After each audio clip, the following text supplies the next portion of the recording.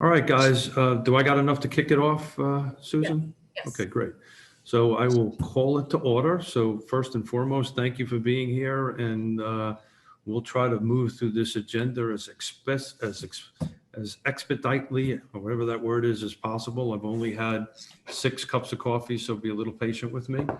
Is Ned on, my partner in crime? Not yet. Okay, all right. So I'll stall a little bit on that because he needs to help me out with this budget conversation. We get a little bit longer.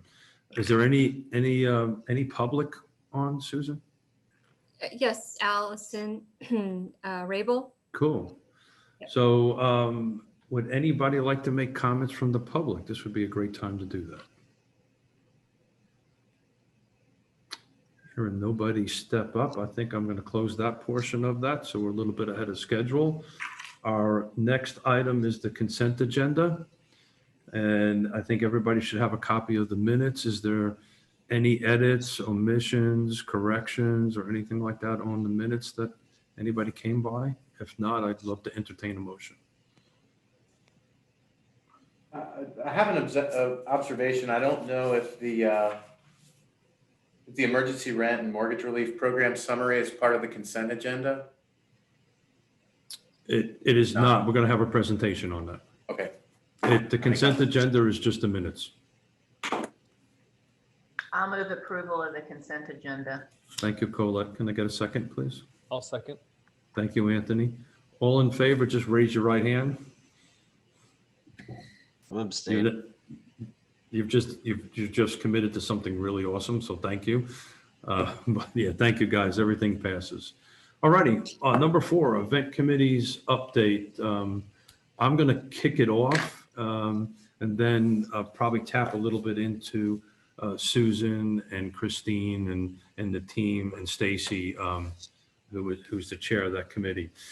First and foremost, it was a huge success for those of us who have the opportunity to join all of them up to date. It's just been a really super successful. The intent was to kind of keep our face out there in the general public. And again, I think somebody like Christine or Susan can chime in on exact numbers. I just wanted to take a moment and thank everybody that participated in this, particularly the staff. I think we have one more coming up. I think it's next week, right? On that, I think Stacy's the one that's going to be running that one. But they just been super successful. You know, they're struggling on keeping the chairman on the talking points, but he's getting better. Not really.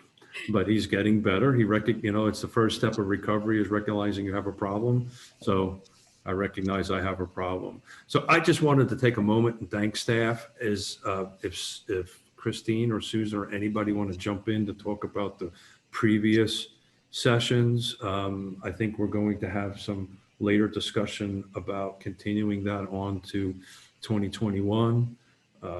In the agenda, but at the moment, as far as 2020 goes, I wanted to say thank you. It was a bleeping home run. I hear this all. I just did a car board meeting today, and they were talking about that. So I think we achieved our goals to keep ourselves relevant. And if anybody would like to chat in and talk a little bit about that, now's the time to do that. Yeah, I can do that. So we will be wrapping up the fall series, as Keith said, next week on the 17th. That will be a session with TJAC and Virginia Supportive Housing to talk about reusing existing structures for permanent supportive housing for homeless persons. And the one we did last month was all about the Housing Locator website. All of them have been really well attended. We've had about an average of 40 people in each session. And so hopefully that's built the momentum to keep this going forward into the new year. We have, at our last meeting, we had a discussion about potential topics moving into 2021. And so we really looked at doing another session on the housing locator model once the for sale component and other components of that come online, just to keep that fresh in people's minds that it exists, and then explain how you can use the full site with all of its tools. Also looking at a potential session on regulatory barriers to affordable housing. That's looking at zoning issues. For-profit development communities, involvement in affordable housing, how to pull together packages of developer incentives, and looking at equity issues in housing and how they relate to each other. There are more, so I won't read the whole list. We are always open to suggestions. So if there are any topics that any of you are really interested in learning more about, just send those on to Susan, Lucinda, or Christine, and we can get those on the list for potential topics in the future. And then if I may add, as a high level item coming out of the events committee, the determination was made that even if restrictions on gatherings are lifted, that it was unlikely folks would be interested in convening in a large conference that is in person. And so the events committee decided that we would not do an in-person calendar year 2021 event, that we would continue on with this virtual series. And we would look into 2022 for the next larger gathering for an in-person conference. So we kind of tackled 4A and 4B. Thank you, Stacy, for going into that. I'd like to take an opportunity at this point, since we have Stacy and the events committee folks here, if anybody else within this group wishes to make some suggestions, and we're a little bit ahead of schedule. We've got a couple of minutes here. If you want to make some suggestions, now's a great time to have a little bit of chatter about that. Any ideas? We'd particularly like feedback on how to get the word out about these events. We had about 100 people come to the last one, so our numbers seem to be ticking upward. But if you have any suggestions of how to get the word out more so than what we're doing, that would be helpful. So taking a little bit of chairman's prerogative, I want to give a bit of a shout out to Christopher Bremet for giving us the idea of trying to bring some folks from the other side of the mountain into this. And Chip and I have some meetings next week with that side of the mountains Planning District Commission. So we'll report a little bit more in at our next meeting. But I know in our private businesses, we're getting requests for information about the RHP from business. At least I'm doing it, and Christopher is doing on the other side of the mountain. So I thought I'd share that information and just let you know that we're looking at that. Then we'll funnel that, of course, through the executive committee up through this body. Just wanted to give a shout out to Christopher for making some relationships happen. Anything else on that topic before we move into Christine Jacobs' presentation on the locator? All righty, well, we're moving along. Christine, you are up. I'm going to share my screen. Just give me 2 seconds. You want me to make you a co-host, or are you good? Can you all see my screen? No, you're good. Okay, then we're good. Okay, so as they previously said, we did the soft rollout of this in the fall speaker series. We have also gone through this with the TJPDC Commission to show them. So we wanted to make sure that everybody in this group was aware of the work that we're doing on this and where we are in the process. First and foremost, I want to make sure that we put out a thank you to those who made this possible. We were able to secure a local contribution from all of the jurisdictions in the region. So the city and the 5 surrounding counties all contributed dedicated CARES funding to make this happen. And also the Community Foundation gave us a matching grant in order to maintain the site and get it up and running.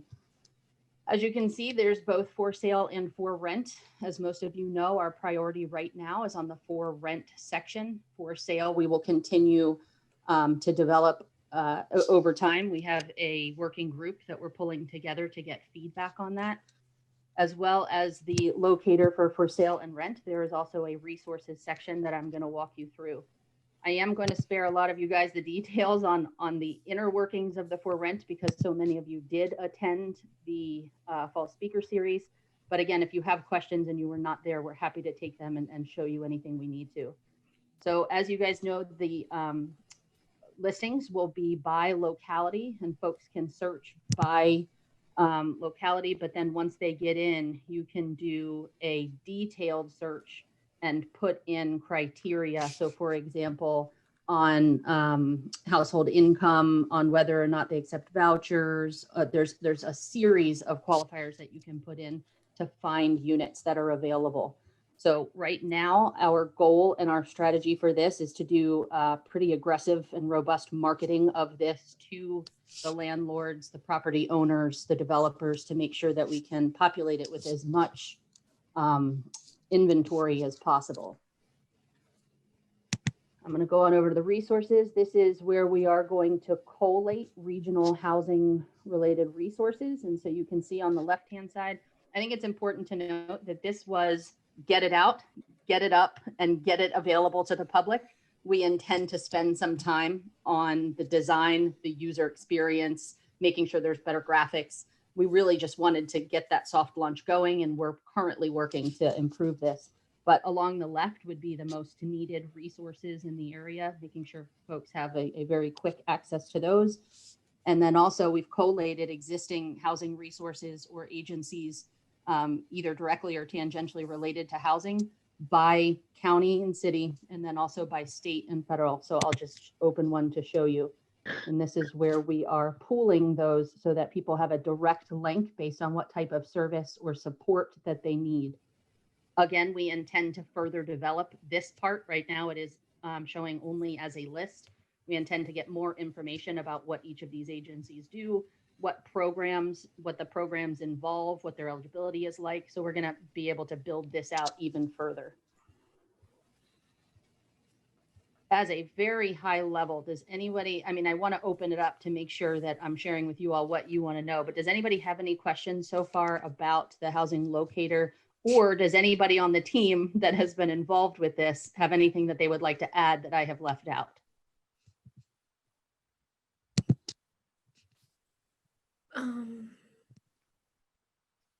The way it currently works, a person has to register to list a product. So that's a feature. You go in, you get a password, and you're in the system. The other aspect of this is that there's a call center behind it. If someone has trouble with internet searches, they can get connected to the phone number, and the phone number goes back to a call center with multilingual capabilities for helping someone either navigate looking for housing or helping a housing provider put an entry in the system. I would add too, we need property owners. If you know people with rental properties, please, direct them to this site. It's free for their use, especially in the rural areas. When we first set this up, and I'm not sure there are any now, there weren't any known properties in Fluvanna County. So please try to direct people. That's one of the biggest things we could ask for help for. And then another effort that I'd like to share with you all is that we're currently working with a consulting firm to do an identity mark and try to brand this a little bit in a way that's very easily passed on by word of mouth within the community, so that folks can then begin to share with one another, oh, have you seen the brand? That's where you need to go if you need help related to housing, whether it be acute or ongoing support that's needed.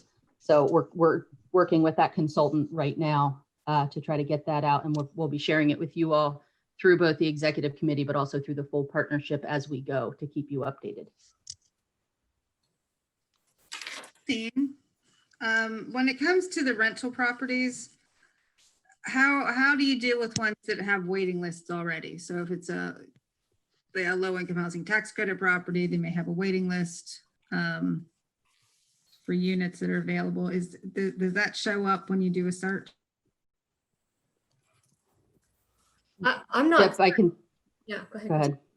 No, I'm not. It does. Okay. Chip got You it. can, when we went through this, I'm pretty sure that you can, like an apartment complex could keep 20 units on the list, and they can designate that there is only a waiting list at this time. You can still see the units, you can get all the particulars, but it's identified that none are available.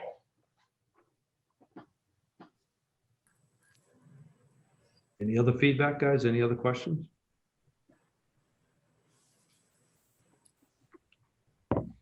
So this is another win. We talked about win number one, which was the series, right? The virtual series. This is win number two. This is something that we've been trying to put together for a while. This is a live document. It's a living document. It's a living entity. It's going to be constantly changing and constantly growing and constantly getting better. But, you know, and I consistently do this because I mean it. The team over here that put this together, they tirelessly worked at this thing and they put it together pretty quickly. I know a little bit about creating websites for entities and, you know, to get this far with the timeline they did and the budget they did, it's kudos.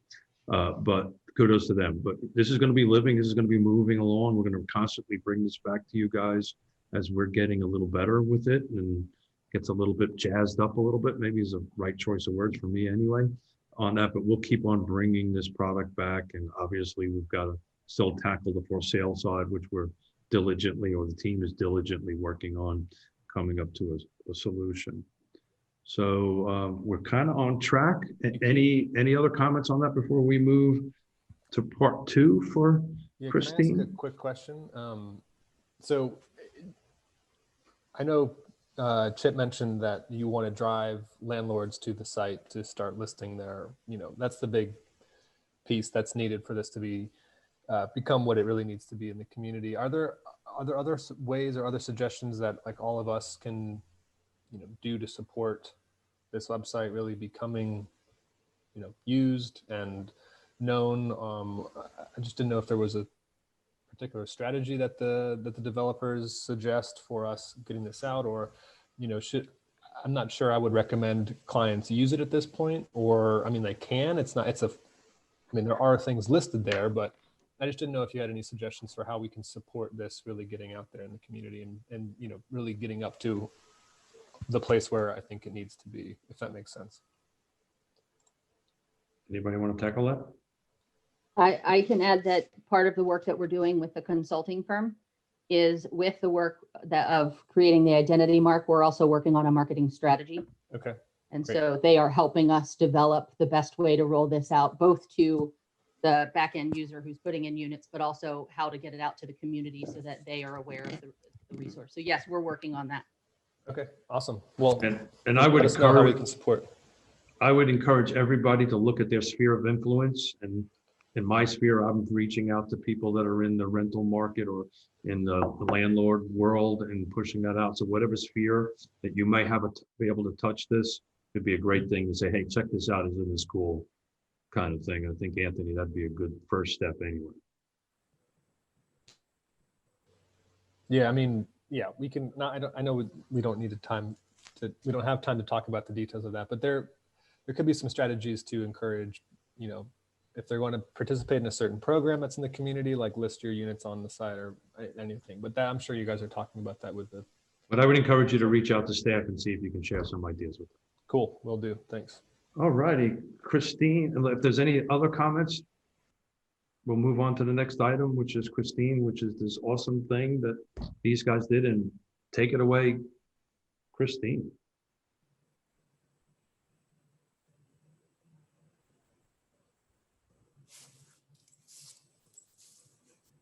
Got your mute on.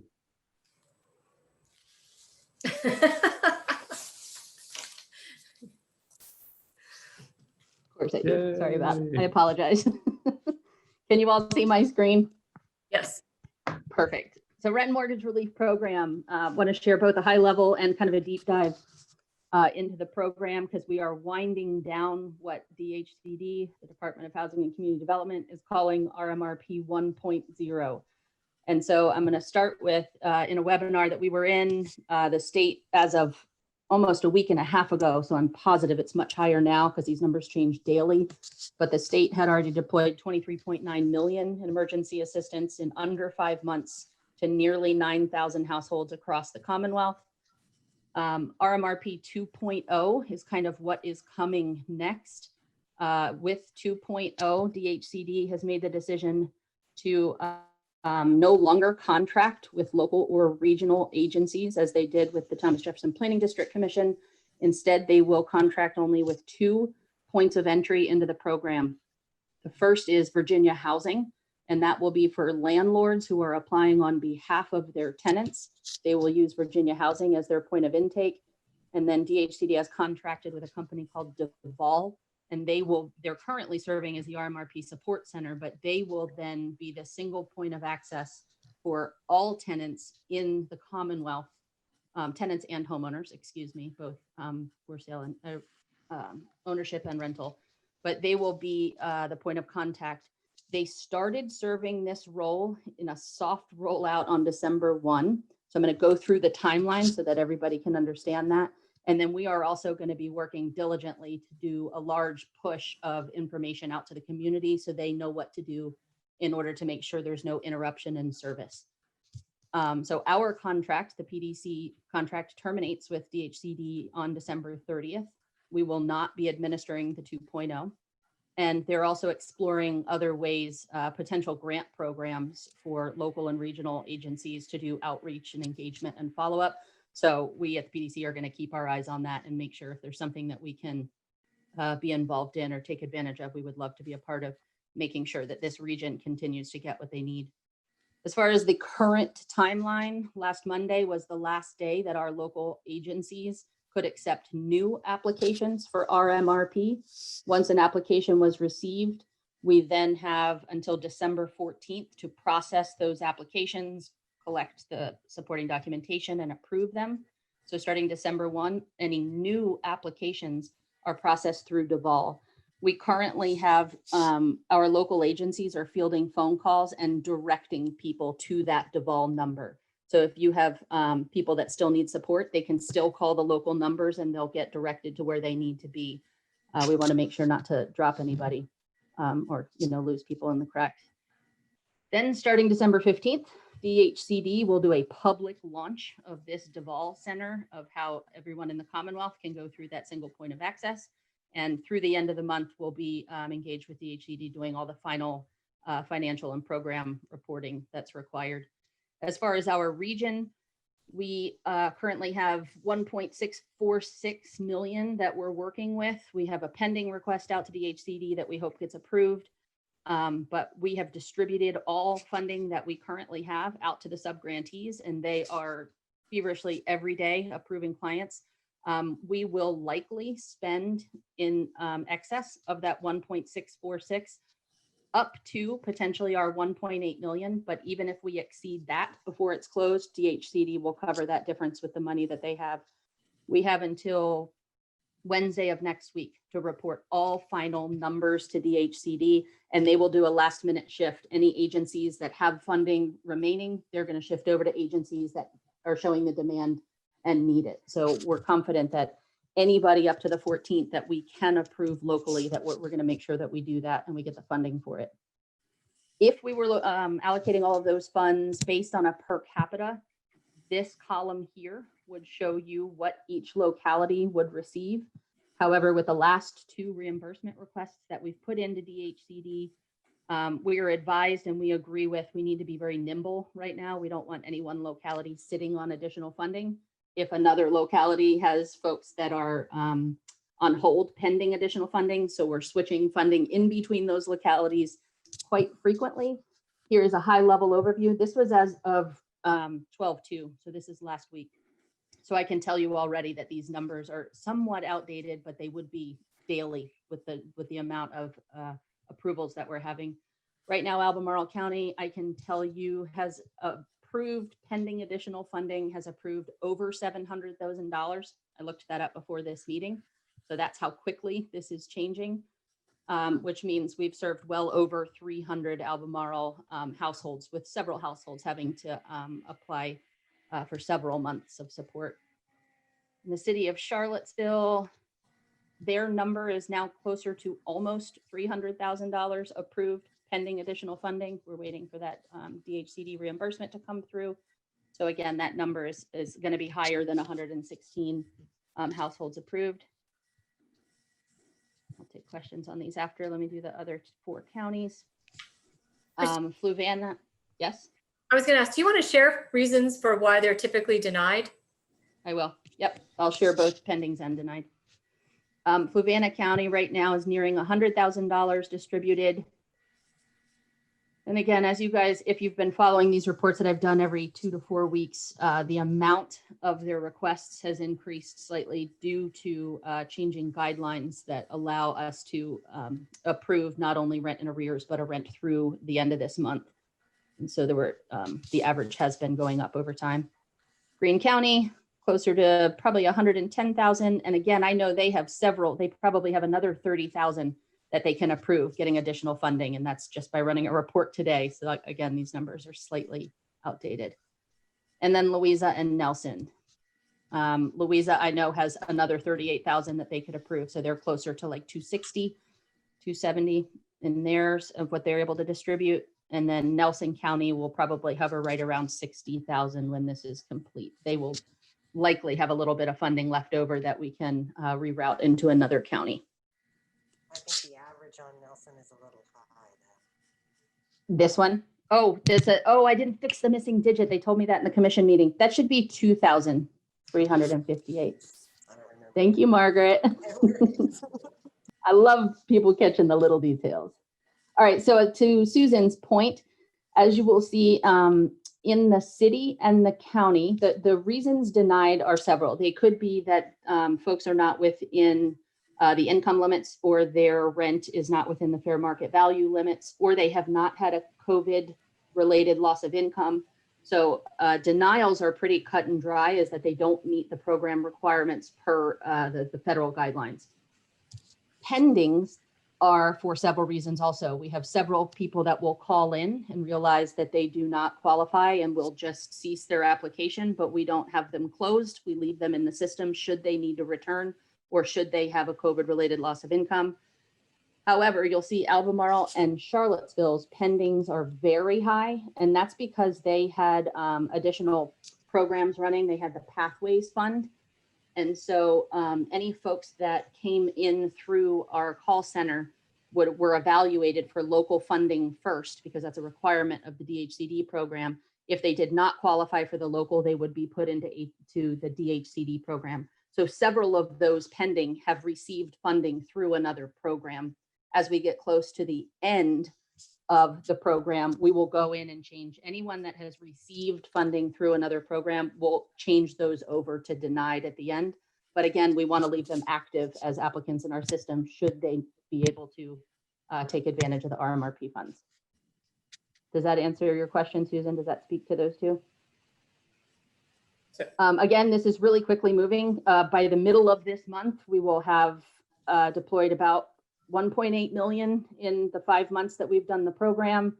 It's been a huge lift, but it's also been an amazingly collaborative and cooperative effort with our sub-grantees, with Anthony over at TJAC. I mean, we've just been so impressed by how wonderful it's been to work with everybody on this. And we're going to continue to do whatever we can to help market and promote this program in the region to make sure that nobody falls through the cracks as this transition occurs to DHCD, which we anticipate will not, could potentially have its hiccups as one point of intake for an entire state. So if anybody has questions or comments or wants me to follow up with you after, please let me know. And I'm happy to go into any more detail if you want it. So before we move on to Anthony, and if you don't mind us eating up a little bit of your time on your presentation, thank you. Anybody have any questions right now on this program for Christine? This is Sunshine, Piedmont Housing Alliance. I would just add that I'm in bi-weekly calls with leadership from DHCD and Virginia Housing, and have heard the kind of like the state big picture in conjunction with what Christine just shared here locally. And that generally speaking, the process of transition over to Virginia Housing and DHCD staff administering this process is intense, to say the least. There are now over 100 Virginia Housing staff using part of their time on a daily basis to support this program, doing their day jobs as well at the same time. that the state overall has not spent all of its allowable funds. They have a deadline to do so by the end of the calendar year. And they're likely not to be able to spend it all by then, and that's consistent across states across the country. So there is a significant push at the federal level to get the federal government to give them some leeway so they can extend the use of those funds into the next year. But it has not been determined yet, but just wanted to kind of share that big picture. Thank you for sharing, Thank you, Sunshine. Any other thoughts on this matter before we move on? So one quick question from my perspective, Christine. So are we going to be able to track the numbers as well as you're doing with this one entity doing it? Can we kind of track how our marketplace or how our jurisdictions are doing? That's a great question. I don't have an answer Got to it. that because we are putting out information as soon as we get it from DHCD, but we're not entirely clear on what that continued relationship will be like once the state fully takes it over. Okay. Well, I'm sure you guys will stay on top of that and share it downstream and upstream, but that's a concern of mine, is that our jurisdictions do not get timely information on that matter. Okay, if any other comments before we move on? Anthony, you are up, sir. All right. Well, I'll take the first part of this. Just, I know I've said this before many times, but I'll say it again. I just, huge shout out to the team at TJPDC for taking on this. You know, I mean, you know, it's just, it was a huge thing, and I know it was overwhelming, and you stepped up and you took it on, and I don't know, I just think it needs to be said again and again. So thank you. Okay, so regional housing chapter is another project that this team has been working on on top of this. And that's where we have been focusing on creating regional housing chapters for the jurisdictions in the TJPDC region. And, you know, a lot of this work coincided with COVID, so the timeframes have certainly changed since we began this work, but I think a lot of really great progress has happened thanks to staff at TJPDC and also the committee, with great input from housing providers and experts to provide input recommendations for the chapters. A lot of time was spent on the format of the regional housing chapter and how it was presented. And so I think we've made some really great progress with that. And I think we're really happy with the product as it stands right now. We've basically finished, if I'm not mistaken, pretty close to being finished. One of the chapters for Nelson County, and are now focusing on was it Greene? Is that right? Greene County? Green and then Louisa. Greene and Louisa. Greene and Louisa. So a lot of time was spent on the upfront, you know, again, with that format and with the kind of approach, which was presenting housing needs across a spectrum, from homelessness to affordable rentals to affordable homeownership. And so now that we have that format, it's really kind of plugging in the local needs and then also getting recommendations for those jurisdictions. So the committee has been moving forward with that. I was not able to be there at the last meeting. I'm sorry about that, Nick, but I know progress is continuing to move on the new chapters as well. So I think a lot of really great work, again, by the team and by the committee. And I don't know if Nick wants to share anything about time frame moving forward for the rest of the chapters, and also just the next steps for presenting those to the jurisdictions for review. Yeah, I'd be happy to. We are almost completely through with Greene County's chapter, so pulling that into that finalized format that Anthony was talking about. There's a few little components that we need to do to finish that up based on some feedback from the Strategies and Analysis Committee, looking at some of the infographic work to update that. And then got a lot of really good feedback yesterday on just some fine tuning of the recommendations and adding some for Greene County. Next step is to proceed with pulling the information that Sharice has written for Louisa County into that format as well. That has begun. Anticipate within the next week or so to have Greene and Louisa finished and in front of the Strategies and Analysis Committee for their review and feedback 2 weeks out from their January 5th meeting. So the hope is January 5th, when the Strategies and Analysis Committee meets again, that we have fully formed draft chapters for Greene, Louisa, and Nelson. And then we'll proceed with Fluvanna.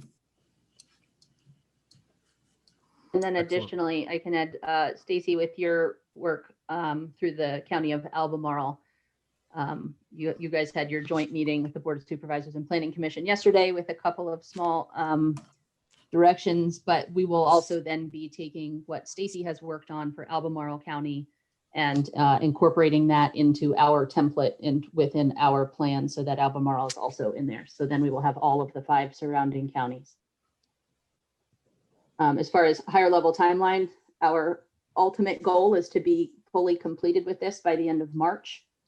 And so that's all chapters written, the regional chapter written, and then going to the localities, to their stakeholder committees and getting feedback from each locality before bringing it back to the full partnership. The full partnership would then make a recommendation to bring it to the commission, and then it would go to the Thomas Jefferson Planning District Commission for considered approval.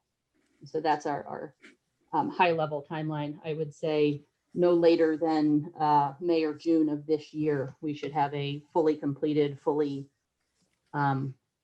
considered for approval regional housing plan. Thanks, Christine. Any other thoughts or comments on that, folks? Christina, one question about process. Is there a plan or a commitment or a sense that the different municipalities will be adopting those chapters into their comprehensive plans once the PDC makes basically authorize it or basically approves it? I think Chip can speak to this better than I, but I think what our goal is to recommend these chapters that can be incorporated into their plans. I think we then need to look as a strategies and analysis committee and as a full partnership is what is the role of this body to then help the local governments decide how to put that into their own comprehensive plans. Chip, you can, I don't know if you want to add to that or not, or if that's about what I should say, but I do think, you know, as an advisory body, we are advising that these are recommendations. Yes, I mean, I couldn't put it any better. We're going to recommend to the local governments that this is something that they can just adopt into their comp plans.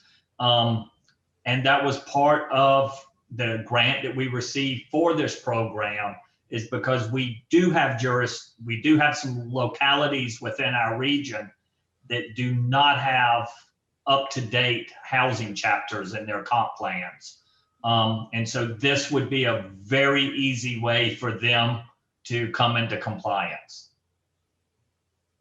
Thank you. Thanks, Dan, for the question. Anybody else have a question or comment on this subject?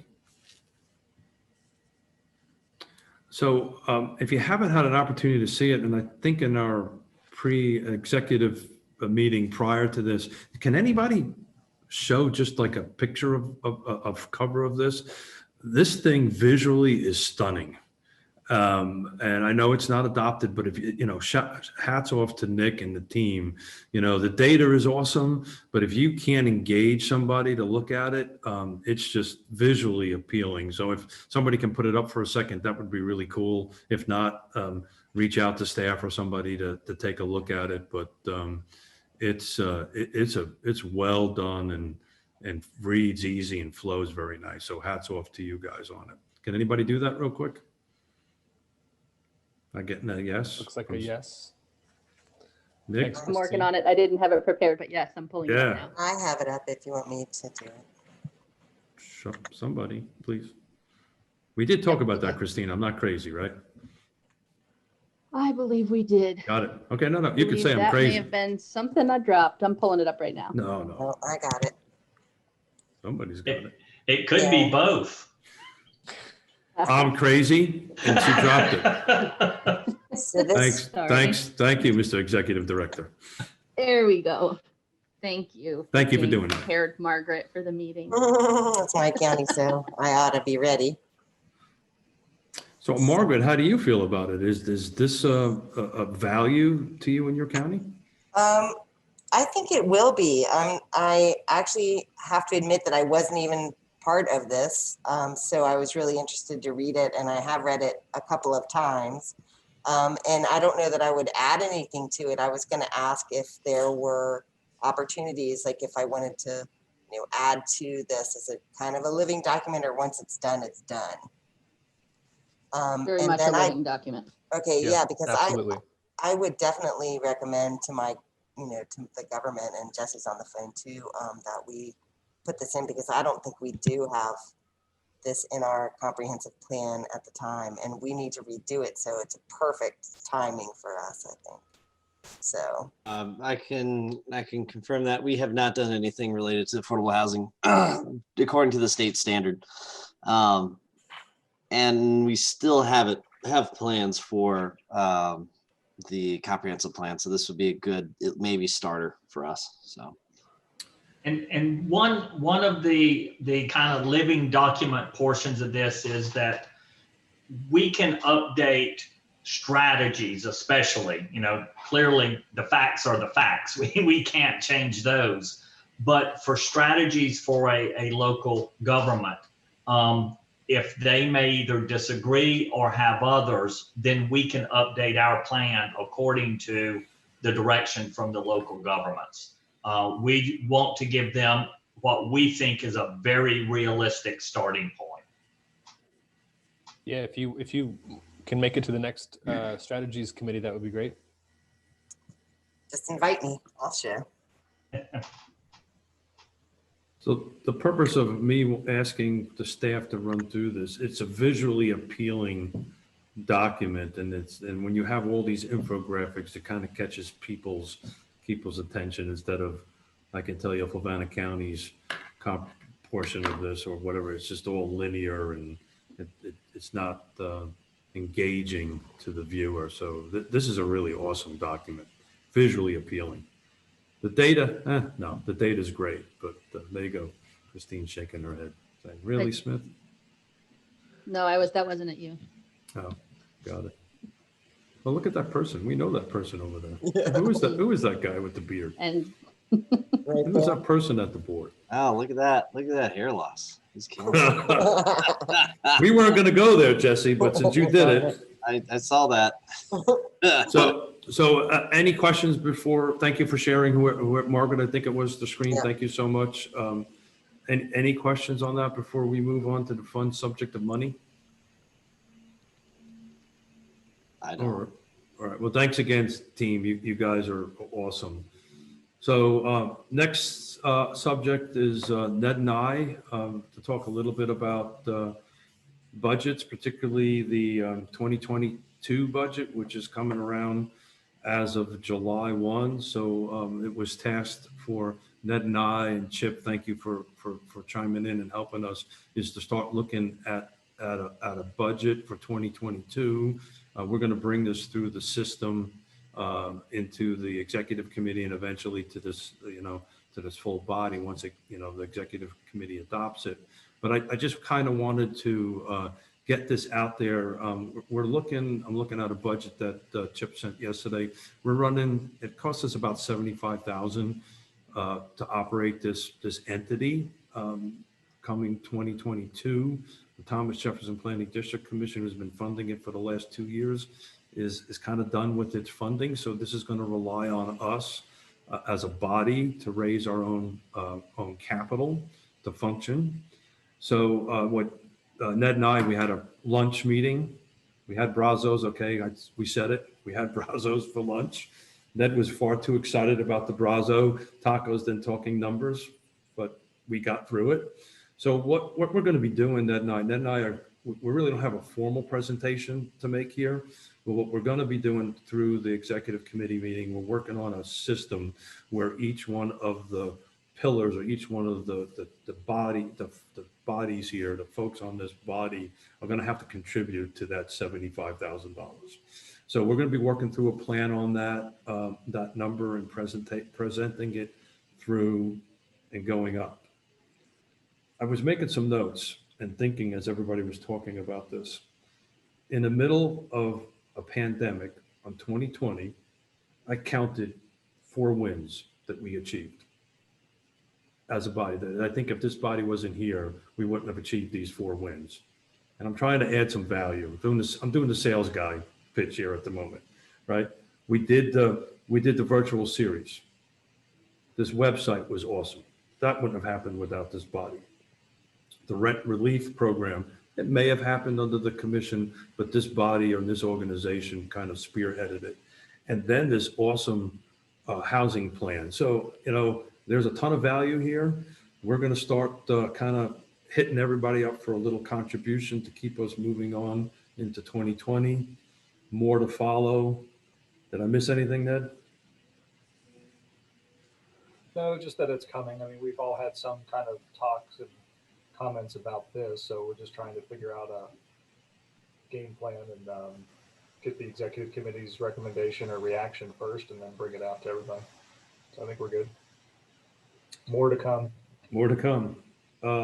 Any thoughts or comments on that before we move into the roundtable? We're a little ahead of schedule. Mr. Chair, I would just add that the budget was derived based upon the strategic plan that the partnership put together, and I don't know if it was formally adopted or not, but it's been the strategic plan that we had the consultant come in and help with, it was accomplishing the goals of the strategic plan is how the budget was derived. Thank you, Chip. And I believe we did formally adopt that. If somebody can double check it, but my memory serves me correctly, we did adopt that as our strategies and goals. And I get a little nervous every time you call me Mr. Chairman. It's kind of like when my mother says, Keith Brian Smith, I'm in trouble. So I was like, oh God, what did I do wrong? Anything else you want to add on that, Chip, before we move on?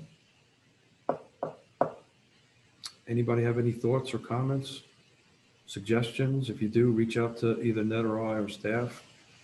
I will say this to add to Keith's value pitch, that when we think of the dollars involved for what we're accomplishing, the investment here is, we're seeing a lot of return on a minimal investment, in my opinion. And I think that's something that as it divvies out, that the investment per entity will end up being even. I think people will see that you're getting a lot of bang for your buck. Pretty awesome ROI. I take this in anything I do. I just also want to point out that it's rolling out at a regional perspective, which is so important for the housing solutions because they can't all be addressed by just one locality. And as I mentioned earlier in the beginning, Chip and I are going to be meeting with some folks on the other side of the hill and seeing if we can look at growing this to a more, grow the region a little bit, and they might get hit up for a few bucks to do that. Does that mean like Waynesboro? Yes, it does, sir. Thank you. All right. So trying to keep us on track a little bit. We're a little bit ahead of schedule. We're going to go into roundtable discussion at this point. So I think, Susan, if you could help me stay on track so I don't miss anybody. So I'm just going to kind of follow this through what I have on my screen and whoever I see up first, and we'll just kind of roll from there. So Margaret, you're lucky you're the first one on my upper left-hand corner of my screen. Oh my gosh. Well, I don't really have a lot to report. RMRP has been keeping me busy this fall. I've got a couple of little projects in the works, but I don't know what's going on with all of the people that are helping me do rehabs and stuff, but they're all busy building houses out here because everybody's leaving the city and coming to the country. So Sure.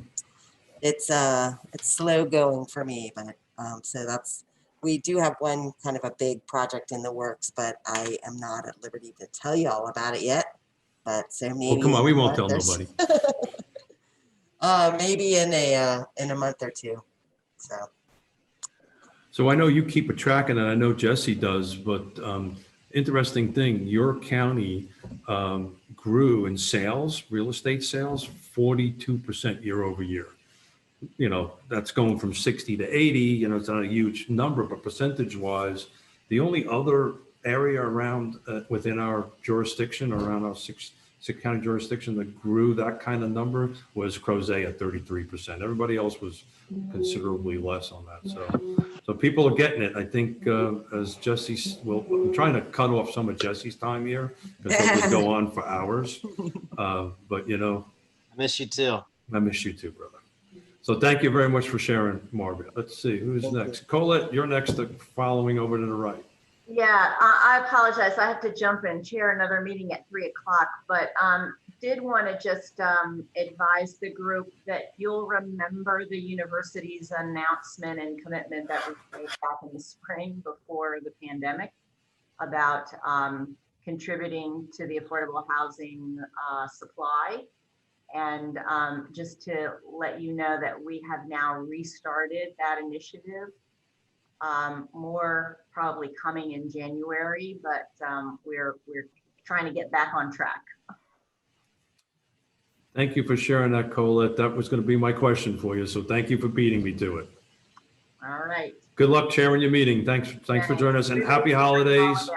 You too. You too. Anthony, you're next, buddy. Going to the right. You know, we're just trying to keep up our sheltering program through the winter. We do have congregate shelter, meaning like people sleeping in the same room, open with Pacham, and also we have hotel rooms for people with health conditions that put them at increased risk for COVID. So we're plans to continue that through the winter, and also working on this plan to purchase a hotel from interim shelter and permanent supportive housing in the future, in development a couple of years down the road. So still working on that project. And yeah, that's been the big exciting thing that we're working on. So how's your numbers going? Are they growing or? You know, it's hard to tell right now. We haven't seen a big inflow of homelessness, which is good. It's a blessing. You know, I think the rent and mortgage relief program, the federal moratorium on evictions has been a huge help in that. Frankly, we're worried about the new year and what that's going to look like in terms of folks not having a place to stay. The other interesting thing that we are coming face to face with, and I'm not sure if I mentioned this in this body before, but because there are so few people getting evicted right now, we're having a really hard time getting people housed. And we realized that was a main avenue that we actually relied upon unknowingly to help people get off the streets and into housing. Was people were getting evicted, and units were available in the community, and so we took advantage of that, and folks got rehoused. And now that that's not happening, our ability to get people off the streets and into housing is severely impacted. And so that's a sobering thing. It's not a good thing that we relied on that, but it is really interesting. I think says a lot about our affordable housing market, that's the case. So yeah, we're trying some new things. We're actually, the Haven is putting together a small pilot program for a landlord risk mitigation program, actually, to just get that started for Haven clients who are homeless, trying to move into housing. So that's encouraging. Again, it's going to be small, maybe like a handful of clients to start with, just to learn more about it. But we really need more tools to get landlords to lower the barriers a little bit and work with our clients. That's a huge barrier for us. Did I hear that right? So lack of inventory is negatively impacting you also. Is that my hearing? Did I hear that right? Yeah, absolutely. Wow. Look who knew, right? Well, thank you for all you do, and thank you for keeping us posted. Yeah, absolutely. Thanks. So as I'm going this way, Diantha, you're up next. Unmute myself. Hello, everybody.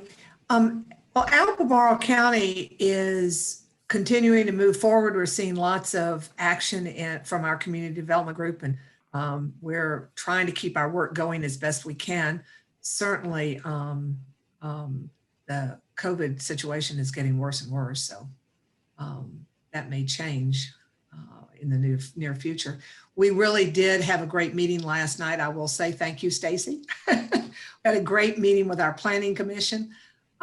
It was, I think, really helpful to get with the planning commission, for the board of supervisors and all of us to be able to sit around the table, so to speak, and really talk about the document. It was very helpful. And I'm really pleased with the work that we're doing on affordable housing.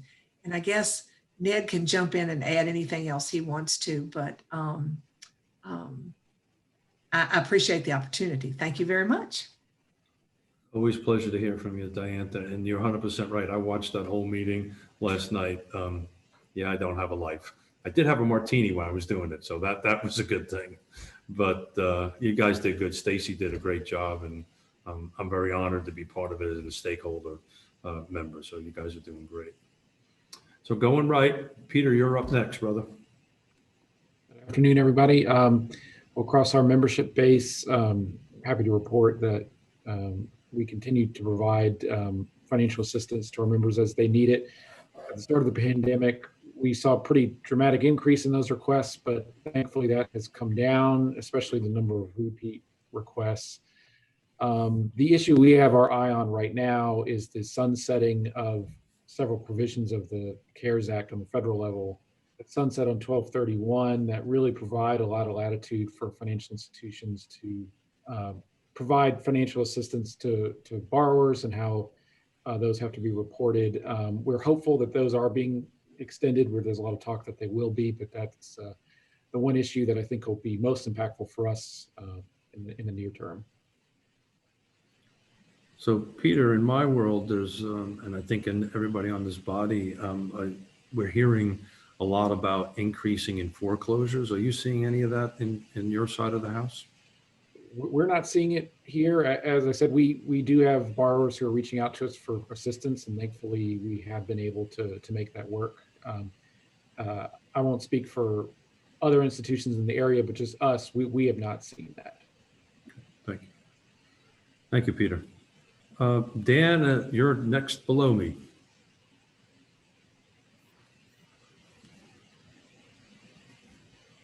Thanks, Keith. Yeah, Habitat, it's been a pretty busy year.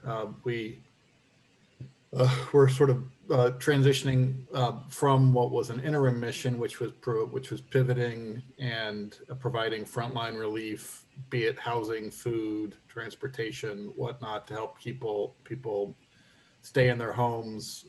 We were able to provide somewhere in the neighborhood of 5,000 meals, 180,000 masks, and a variety of things you wouldn't actually usually think of from Habitat. That was largely thanks to the PPP loan. But now we're getting back into production build mode. I was really happy to report we broke ground officially at Southwood this fall, and you'll start to see construction activity out there. We're starting to get bids from contractors mid-January to early February. It's looking like phase one, like all told, it's looking like about 375 to 400 affordable home ownership units at Southwood, another 130 to 260 LIHTC units, and probably somewhere in the neighborhood of 500 market rate homes. We are in the process of scaling up to go from 18 homes a year to 45, so we can keep momentum at Southwood and also build elsewhere. Part of that, and I think probably the thing that's most interesting to this body, is that we have always had a chapter in Louisa and Greene that has reported to us, but that have both basically been independent.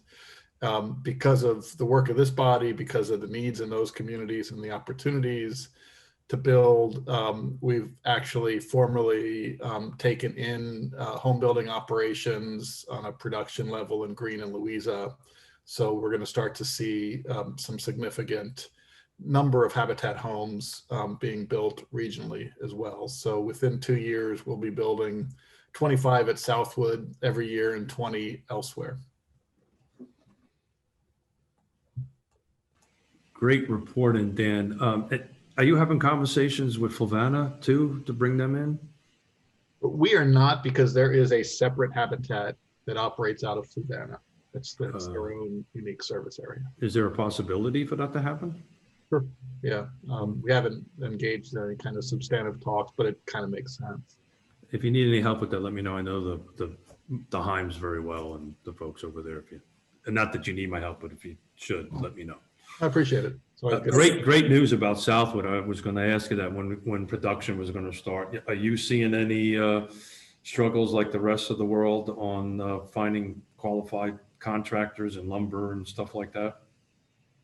Yeah, our across the board, there's been about a 10 to 15% inflator for home construction costs, and it's actually been even higher than that on land development. Our land development costs are now twice what they were 4 years ago. That's amazing. I remember when fuel was at $4 a gallon. That made sense. I don't understand why that's happening now. I think it's a labor shortage, frankly. Dan, thank you so much for sharing. Again, going to my right, looks like Lloyd, you're up next.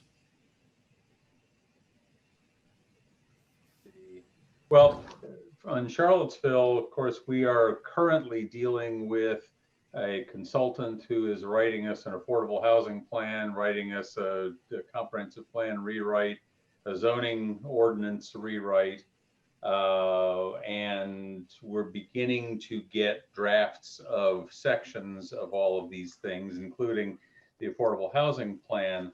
It's been through a couple of rounds of comments, including I met with the consultant just yesterday, and they're based on some of these comments from some of you all, they are going to be increasing the attention that they're paying to two things in particular. One is the extent to which we're trying to encourage home ownership, and two is the extent to which we are going to be trying to do something about a regional collaboration. And I asked them, okay, what does that mean for us? What do we do to make our regional partners be a part of this plan? And they didn't have really very many suggestions specifically for me about what I was supposed to tell Albemarle and Louisa and everybody else that they ought to be doing to help us out. But I can tell you that certainly everybody that looks at Charlottesville's affordable housing plan understands that right now, affordable housing in Charlottesville, or affordable housing for the Charlottesville market, is now Louisa and Buckingham and Waynesboro. It's really not even Albemarle so much anymore. So we definitely got to be tackling this as a regional problem. And I continue to be interested to see what the consultants will come up with for us and how many things that they will tell us we can actually do about some of these things. They've got a bunch of very broad initiatives. One, they want us to be spending $10 million a year on affordable housing, going to progressive inclusionary zoning reforms, guiding principles, executive summary, funding recommendations, subsidy recommendations. They want us to be advocating for rent control, for getting the General Assembly to give us the authority to do that. I don't see that happening anytime soon, but there are a bunch of very good land use recommendations. I'm sort of scoffing about some of the more, what I'll call more radical aspects of it, and things that we are never going to get legislative authority to do. But there are going to be some very interesting things about changing some of our local zoning and for the missing middle kind of construction and so on, that I do think we'll be able to make a lot of progress with. But like I say, I'm curious, particularly in the concept of the regional housing partnership here, curious about what kinds of regional collaboration we may be able to engage in and may be able to truly work into our plan. So we'll have to keep talking. Lloyd, thanks for sharing. Thanks for joining. This is exactly what you just articulated very well, is exactly why this body was created, is to have that kind of discussion and across jurisdiction, cross nonprofits and for-profits. So Mr. Chair, if okay, I would be really happy if I could respond to one suggestion for Councilman Snook. I think, and one example is if the city could partner with a surrounding jurisdiction, perhaps Albemarle County, and other folks to partner on a housing project that would benefit everybody within multiple jurisdictions. For instance, if a hotel were for sale and a joint effort to purchase and develop that, I think would be a prime example of what that would mean from a regional basis. Who's the sales guy here? Can I segue off of that, Keith? Yeah, of course. That's what this is for, two-way conversation. So please do that. Yeah, and I apologize, but I'm going to have to hop off right after this too. Well, you're up next anyway, so you might as well keep on going. All right. So just quickly, just to build off that, there is as Anthony highlighted earlier too, there's a partnership right now between TJAC, Piedmont Housing Alliance, Virginia Supportive Housing, which is the statewide organization that currently runs the crossings in downtown Charlottesville. And then also the Community Foundation to partner on the purchase of a motel so that we can convert it into permanent supportive housing, additional affordable housing, and interim decongregated shelter for people experiencing homelessness. It's a pretty extraordinary moment, honestly. And I think it's made possible in part, I mean, the silver lining of COVID, I think is what is catalyzing it to some extent, but it is a pretty unique partnership. And I thank Chip for highlighting the fact that is an ideal solution for partnership, just because it does impact multiple jurisdictions. Just quickly on other things, Piedmont Housing Alliance, again, in partnership with multiple organizations, including 6 other organizations, United Way, MACA, a number of other organizations, are going to be pulling together what's called a financial opportunity center, which is a model that there are over 100 financial opportunity centers across the country right now, 3 or 4 in Richmond alone. And it's a model developed by LISC, which is a national nonprofit organization that does amazing work across the nation. And we are aiming to open those doors in April of next year in a partnered model with Piedmont Housing acting as the backbone nonprofit entity for that. And that will become a one-stop shop for financial and housing counseling, benefits navigation, employment benefits and public benefits, and employee services. So Network to Work will also be connected to that partnership. And it ideally over time, it will grow to even balloon beyond that, but to become a holistic one-stop shop. But it's going to be a pretty phenomenal intervention, I think, in the community as a whole. And it will serve the region, not just City of Charlottesville residents. Friendship Court Phase 1, we had planned on starting construction in May this year. COVID, like many things, sidetracked, but everything at the moment, knock on wood, seems to be lining up for a January groundbreaking. Fingers crossed that holds true. For Phase 2 of Friendship Court, we are submitting for low-income housing tax credits in March this coming year, so that we can be prepared to start construction in Phase 2 once Phase 1 completes. We are also going to be submitting for tax credits in partnership with Habitat for affordable rental units at Southwood as part of the redevelopment. And we'll be aiming for about 130 apartments there in partnership with Habitat. I also want to echo, I also attended and listened to the county supervisor meeting and planning commission meeting, and I also found it inspiring and thought it was a great conversation. And the one thing that I would like to just highlight, and Councilmember Snook kind of identified this, in the city's plan, it calls for some efforts at coordination and calibration with other jurisdictions. I would recommend that the county plan have a similar call out so that there's some explicit tie together on that front. And the one thing I'll note is that, and I think everyone knows this, but just to be clear about it, and Colette had to leave here ahead of time, neither of the plans has any explicit reference to UVA's impact. And we know that's in part because UVA has been consumed by the need for focusing on their primary mission, which is trying to teach students during COVID. But I'm glad to see that things are picking up again next year. And I hope that that there is some clear, explicit coordination between UVA, the city, and the county. Because I think that that partnership will be hugely impactful in terms of our collective goals. And then the last thing I'll say, well, two last things. One is that the potential merger process between the Thomas Jefferson Community Land Trust and Piedmont Housing Alliance continues to move down the road. We're making good progress. We don't have a solid date yet, but we are aiming for early next year, so that we can take that work and amplify it dramatically, addressing a lot of the ideas that actually came up in the supervisor meeting last night, as well as I think what the goals for the city are too.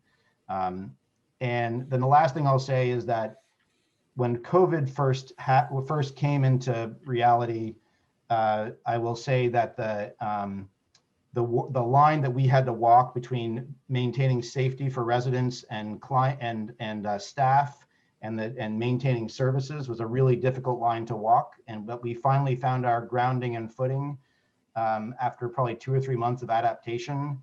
And so I think for the last 3 or 4 months, we've been in a place of some level of stasis and probably to some extent, some level of complacency. I think we are now at a tipping point back to the other direction. I think that all of us collectively, and I know my staff are more, and my residents too, are more and more concerned about safety and exposure back and forth. So just acknowledging that collectively, I think that we are all in a pretty hard next couple of months as we try to walk that line. That's all I got. And I apologize, but I have to hop off. No, thank you, Sunshine. Just on the my land trust chairman hat on, we are engaged. And we're just trying to set a wedding date. So this is going in the right direction. And Sunshine, real quick, we do a similar roundtable at the executive committee when Colette's there, and we'll dive into that a little bit more. That's on my notes, so I'll report back in later. Thank you for everything. Have a good holiday. Thanks. Christopher, you're next, man.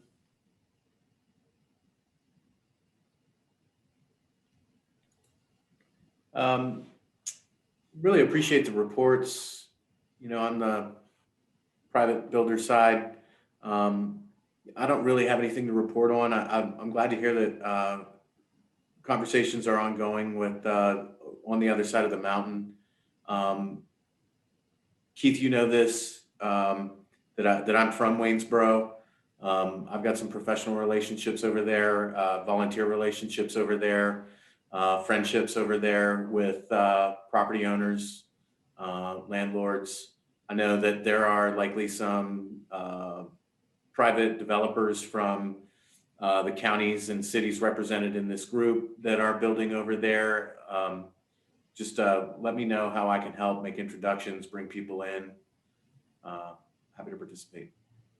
You know me well enough to know that that's what I'll do. So once our meeting is over, somebody might end up chairing this spearhead by the name of Christopher. Christopher Henry? Yeah, there you go. He's not here. That's right. We'll point him. Good thinking. Thank you, Christopher. Let me see. Brandon, you're next to Christopher. Great. Sorry for jumping on a little late today, but just really excited about this partnership and wishing I could put a little more attention into it, but it is great work and collective effort. So Mr. Snook mentioned the affordable housing plan. A lot of us have participated in that deeply through their steering committee for that effort, and have worked pretty hard to get public housing voices into that effort, and feeling pretty confident in their draft plan right now. So that was a long time in the making to get that plan, get the firm hired and get it underway. So we're excited to see that moving forward. Public housing redevelopment is moving forward. Steps away from breaking ground. I know I probably said that 3 months ago, but really a minor glitch with some voucher things to get full on, to get all the closing done. That's really the main thing we're waiting on. We should be hearing about that within a couple of weeks. So super excited about that. We've had some help from Senator Kane in making sure that stuff expedited through the Special Application Center with HUD.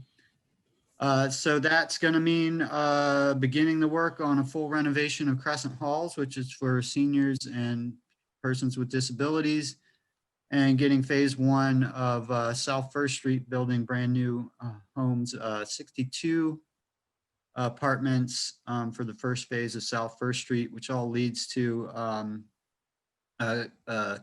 second phase at South First Street, which at the end of the day, I think brings us around 110, I think, extra housing units. So preserving the public housing units we have there, but also adding additional housing. And Housing Authority is doing a pretty good job beginning the task of really narrowing into a comprehensive look at their ability to provide additional housing and carry out redevelopment. Part of this was the city really wanted Housing Authority to be able to show, you know, a realistic vision of what can be done. So that work is beginning.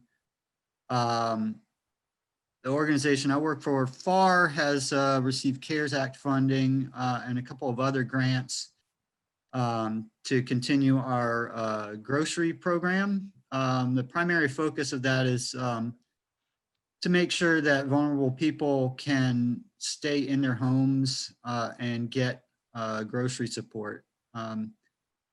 So they're safer at home when we can get them the groceries they need. And it's been a huge success, a massive effort, a big change for what FAR does. We're primarily advocacy and organizing organization. So this is a little bit of a change, but it's been quite successful. I do think we've helped a lot of folks be able to stay safe at home for the most part. So we're really grateful for that. I think that's kind of where things are now. Housing Authority, as you know, has a new director. He's been on the job for 4 or 5 months now. Highly capable, has built a great team, has brought a lot of improvements to the Housing Authority, up to their staffing. And, you know, through this crisis, they've been a great partner in terms of not evicting people for non-payment of rent and going out and finding funding to make sure that back rents can be covered. And they've really done a great job on that. They've partnered with us pretty much daily on all aspects of public housing operations. And you know, redevelopment brings a big step forward, and we're all still getting along pretty well as a good family and making it happen. And just really impressed with their ability to embrace resident-led development. And I hope that that's a model for the rest of the country, really, that affected people really should be in charge of designing their communities and making key decisions. And couldn't do that without hard work of some of the folks on the call today and the examples they've set in the past as well. So I think that's about all we got. Thank you, Brandon, and good luck with your groundbreaking in January. I won't tell you what the Farmer's Almanac said for January, but we'll skip over that. So my screen reshuffled. So Michael Payne, you're to the right of Brandon at this point. Sure, I don't have too much to add that wasn't already discussed. Like Lloyd mentioned, the draft affordable housing strategy is completed. You know, there's going to be some additional revisions to that, but it's over 100 pages with a lot of very specific recommendations. And I always just recommend that anyone in other localities, it's maybe worth reading through. I think there's a lot of policy ideas and best practices that are maybe transferable outside of Charlottesville, and it doesn't only cover policy, but some stuff around, you know, the kind of investment and staff support and local government organization that can make executing affordable housing strategies more likely and more successful. I guess I would just hit on the importance of the regional partnership is something they're going to be emphasizing that even more in the next draft. And I think there's some specific policy ideas and wins to have there in terms of things like when we get to the point where we're writing our zoning code, perhaps looking at the urban ring around Charlottesville and looking at zoning changes there in conjunction with zoning changes we're making in Charlottesville. One of the recommendations is to create a land bank, which would be able to operate outside of Charlottesville into Albemarle and partnerships there. As others mentioned, partnerships around specific projects like buying a motel and something like that. Likewise, we have community development corporations, a housing authority, land trusts, and nonprofits, many which can operate in Albemarle County in addition to Charlottesville. And I think it's just, the more we work on it, the clearer it becomes that if we're not acting and planning regionally, we're really not going to be able to make the full impact on housing.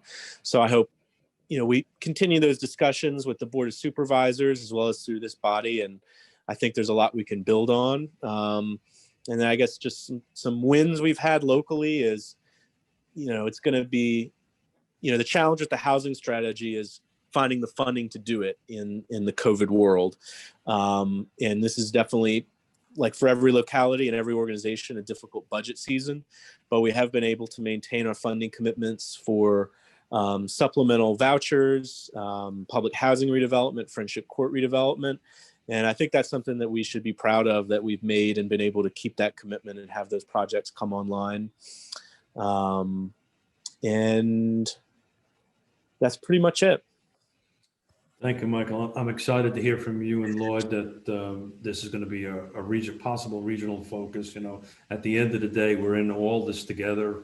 As the tide rises, we all rise together. So thank you for sharing.